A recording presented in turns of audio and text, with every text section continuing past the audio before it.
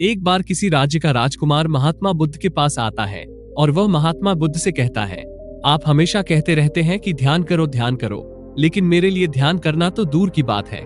मैं कुछ समय के लिए अपनी आंखें बंद करके शांति से भी नहीं बैठ पाता हूँ। मेरा मन इतना बेचैन है कि ये हर समय कुछ ना कुछ सोचता रहता है।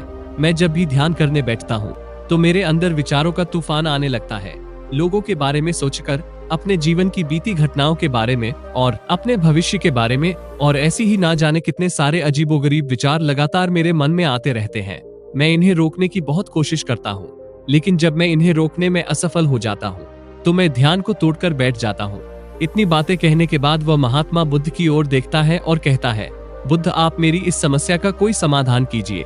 बुद्ध ने कहा, मैं क्या समाधान बता सकता हूँ, सोचो, तुम्हारा ही मन है, लेकिन ये तुम्हें कुछ देर तक आंख बंद करके बैठने भी नहीं देता है। कितना आजाद कर रखा है तुमने इसे। राजकुमार ने कहा, बुद्ध, मैंने बहुत सोचा, लेकिन मुझे अपनी इस समस्या का कोई समाधान समझ नहीं आया, इसलिए मैं आपकी शरण में आया हूँ। अब आप ही कोई रास्ता दिखाएं।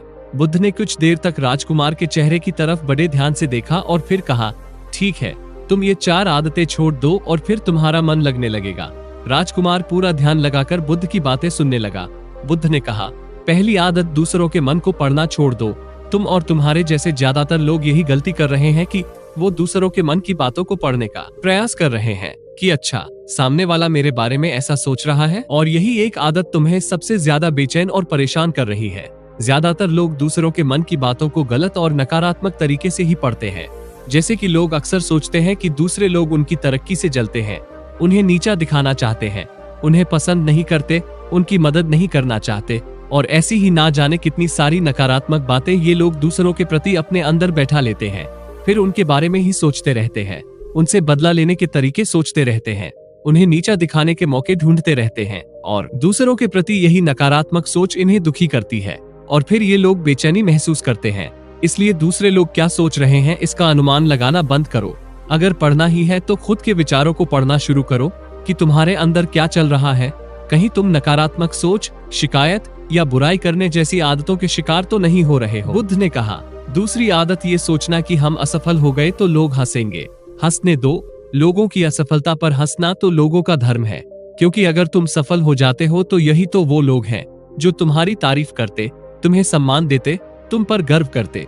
अगर तुम अपने सफल होने पर दूसरों से तारीफ की उम्मीद करते हो तो अपनी असफलता पर उनके हंसने से तुम्हें दुखी नहीं होना चाहिए। और समस्या ही यही है कि हम इंसान असफलता को बुरा मानते हैं, जबकि असफल होना सफल होने से भी ज्यादा जरूरी है, क्योंकि बिना असफल हुए सफल इंसान के अंदर घमंड और दूसरों को खुद से छोटा समझने की भावना खत्म नहीं होती। जबकि असफलता हमें विनम्र रहना, धैर्य रखना और लगातार कोशिश करना सिखाती है। इसलिए असफलता को बुरा मत समझो, और अगर तुम्हारे काम में असफल होने की संभावना नहीं है तो इसका मतलब है कि तुमने अपना लक्ष्य अपनी क्षमताओं से छोटा बनाया है। और अगर लोग तुम पर हंस नहीं रहे, तुम्हें ताने नहीं मार रहे हैं, तुम्हारी बुराई नहीं कर रहे हैं, तो तुम अंदर से मरे हुए हो। तुम अपनी मानसिक सीमाओं से बाहर जाकर कुछ नया करने की कोशिश नहीं कर रहे हो, क्योंकि असफल भी वही होता है जो कुछ नया करने का प्रयास करता है। और एक बात हमेशा याद रखना, अगर तुम्हारे अंदर असफल होने का साहस नहीं है तो तुम कभी भी बड़ा लक्ष्य हासिल नहीं कर सकते जो तुम करना चाहते हो। इसलिए असफल होने और लोगों के हंसने से डरना बंद कर दो। बुद्ध ने आगे कहा, तीसरी आदत, समय को काटना छोड़ दो। लोगों को लगता है कि वो समय को काट रहे हैं, लेकिन असल में समय हर बार उन्हें काट रहा है। लोगों के द्वारा समय को बेकार के कामों में बर्बाद करने का बस एक ही कारण है, और वह ये है कि उन्हें लगता है कि उनके पास बहुत समय है, जबकि सच्चाई यह नहीं है, क्योंकि उनसे पहले वाले लोगों को भी यही लगता था कि उनके पास बहुत समय है, लेकिन उन्हें पता नहीं चल पाया कि कब समय बीत गया और उनका बुलावा आ गया। और जब तक उन्हें अपनी गलती का एहसास हुआ तब तक समय उनके हाथ से निकल चुका था। बस पश्चाताप रह गया था कि सारा जीवन बेकार के कामों में बर्बाद कर दिया, और फिर वो चले गए इस दुनिया से बिना खुद को जाने, बिना इस जीवन की सच्चाई को समझे। इसलिए जब तक ये जीवन है, इसे अच्छे कामों में लगाओ, खुद को जानने में, दूसरों की मदद करने में, लोगों को सही राह दिखाने में। समय काटने से तुम्हें खुशी तो महसूस हो सकती है, लेकिन जब तुम्हें होश आता है और तुम देखते हो कि कितना सारा समय बर्बाद किया जा चुका है, तब तुम्हें खुद पर गुस्सा आता है और तुम पश्चाताप के भाव से भर जाते हो। फिर यही तुम्हारे अंदर तनाव पैदा करता है और तुम बेचैन हो जाते हो।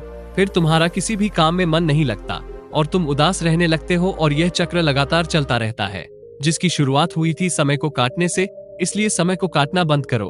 और वो करना शुरू करो जो जरूरी है, बुद्ध ने कहा। चौथी आदत, ये सोचना छोड़ दो कि मुझसे बड़े बड़े लोग नहीं कर पाए तो मैं कैसे कर पाऊंगा। असल में दूसरों से खुद की किसी भी चीज में तुलना करना ही बेकार है। सबकी परिस्थितियां अलग हैं, सबकी सोच अलग है, और क्या हुआ अगर दूसरे नहीं कर पाए तो हो सकता है कि तुम ही कर जाओ, क्योंकि अक्सर वही लोग इतिहास रचते हैं जिनसे ज्यादा उम्मीद नहीं होती। और फिर हो सकता है कि जिसे तुम बड़ा समझ रहे थे, जिसके लिए तुम सोच रहे थे कि उसने बहुत मेहनत की है, बहुत कोशिश की है, उसने कभी उतनी कोशिश की ही ना हो, बस मेहनत करने का दिखावा किया हो। क्योंकि ज्यादातर लोग कभी उतनी मेहनत करते ही नहीं है जितनी उन्हें अपने लक्ष्य प्राप्ति के लिए करनी चाहिए, और दूसरे लोगों के सामने ये दिखाने की कोशिश करते रहते हैं कि मैंने तो बहुत मेहनत की थी लेकिन मेरी किस्मत ही खराब थी। और यही वो लोग हैं जो दूसरों को बातों ही बातों में कहते रहते हैं कि जब इतनी मेहनत करने के बाद मैं सफल नहीं हो पाया तो तुम कैसे हो पाओगे, लेकिन अंदर ही अंदर यह इस बात को जानते हैं कि उन्होंने कभी उतनी कोशिश नहीं की थी जितनी उन्हें करनी चाहिए थी। ये बस दूसरों की नजरों में अपनी इज्जत बचाने के लिए और इस डर से कि कहीं दूसरा व्यक्ति इनसे आगे ना निकल जाए, यह अपने अधूरे प्रयास से घबराते रहते हैं और दूसरों को डराते रहते हैं कि जब मैं नहीं कर पाया तो तुम कैसे कर पाओगे। इसलिए किसी दूसरे असफल व्यक्ति को देखकर ये सोचना छोड़ दो कि तुम ये कैसे कर पाओगे।